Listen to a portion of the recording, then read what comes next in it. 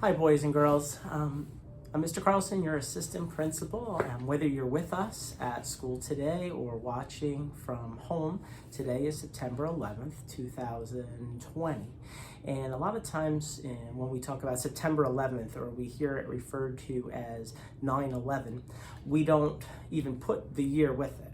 Nobody says, oh, today's 9/11 of '01, right? Which September 11th, 2001 was a day that, whether you were alive or not, really changed the course of your life in ways that some people noticed, in very powerful and sad ways, and also in less noticeable ways that we might not figure out until we're living for a long time. But if you were alive on that day is a very memorable one, just like the coronavirus issue that we're going through now. So when someone asks you about your childhood when you're older, a part of it might be like, yeah, and then we went through this kind of big event as a country together. In some ways then, September 11th was the same as that it was this shared difficult thing that our country had to go through. And so this book that I want to share with you is one that I really enjoyed sharing with my students in the classroom through the years, and I just wanted to take the opportunity to share it with you.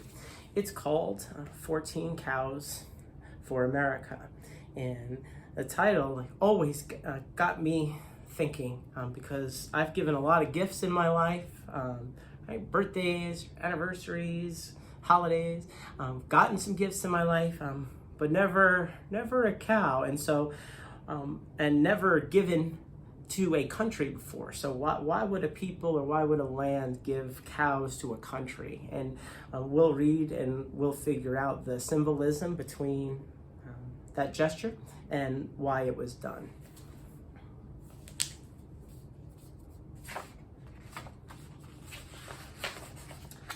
"14 Cows for America."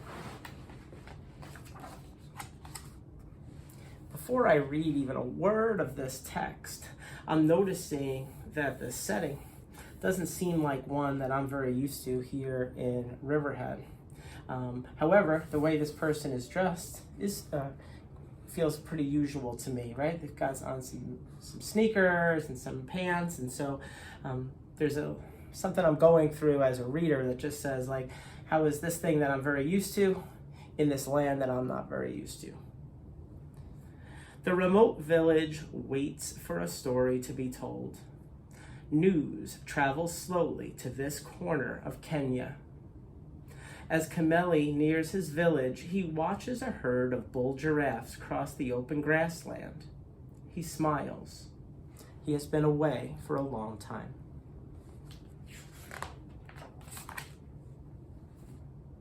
A girl sitting under a guava tree sees him first and cries out to the others. The children run to him with the speed and grace of cheetahs. He greets them with a gentle touch on the head, a warrior's blessing.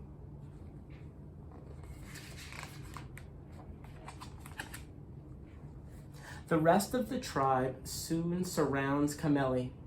These are his people. These are the Maasai. So if you're home and you're able to jump on a computer and look up where Kenya is on a map, you'll see that it's just about as far away in the world as you could get from us here in Riverhead, but we'll see soon how the worlds here and the worlds there in Kenya connect. Once they were feared warriors. Now they live peaceably as a nomadic cattle herding tribe. They treat their cows as kindly as they do their children. They sing to them. They give them names.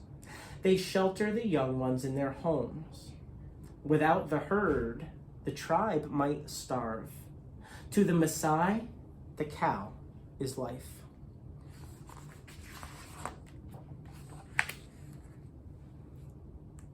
Supa! Hello! Kameli hears again and again. Everyone wants to greet him. His eyes find his mother across the Nkang, the ring of huts with their roofs made of sun-baked dung. She spreads her arms and calls to him, "Akua, welcome, my son." Kameli sighs.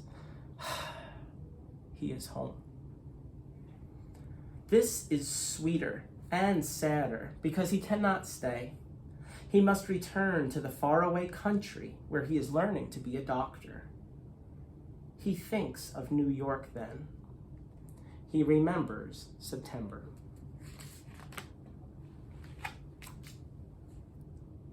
A child asks if he has brought any stories. Kameli nods. He has brought with him one story.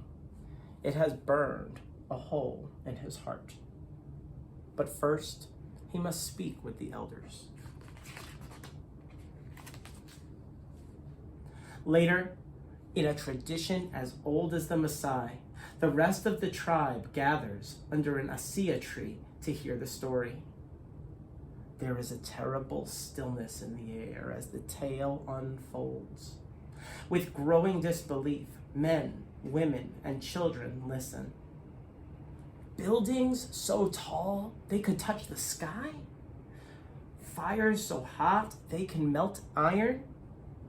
Smoke and dust so thick they can block out the sun?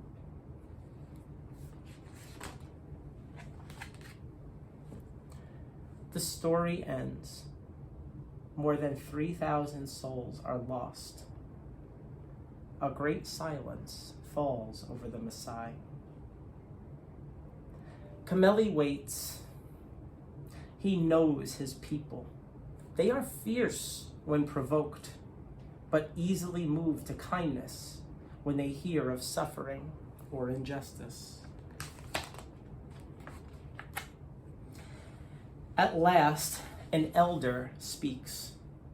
He is shaken, but above all, he is sad. What can we do for these poor people? Nearby, a cow lows.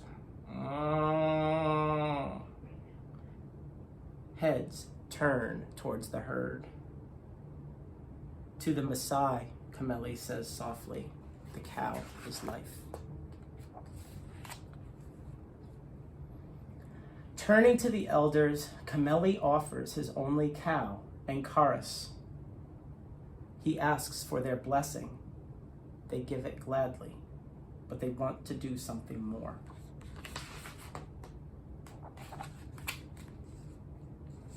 The tribe sends word to the United States Embassy in Nairobi, and in response, the embassy sends a diplomat. His jeep jounces along the dusty, rugged roads. He is hot and tired.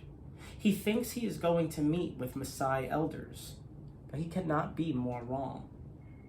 As the jeep nears the edge of the village, the man sits up. Clearly, this is no ordinary diplomatic visit. This is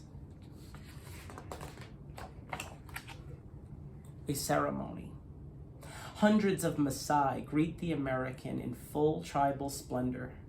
At the sight of the brilliant blood-red tunics and spectacular beaded collars, he can only marvel. It is a day of sacred ritual. Young warriors dance, leaping into the air like fish from a stream. Women sing mournful songs. Children fill their bellies with milk. Speeches are exchanged. And now it is time.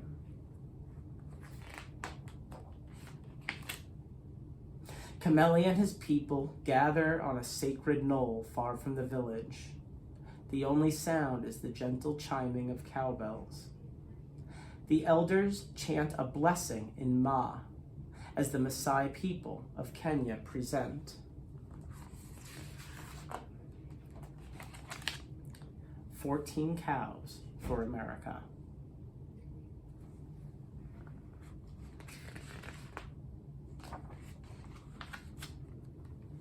Because there is no nation so powerful it cannot be wounded, nor a people so small they cannot offer mighty comfort.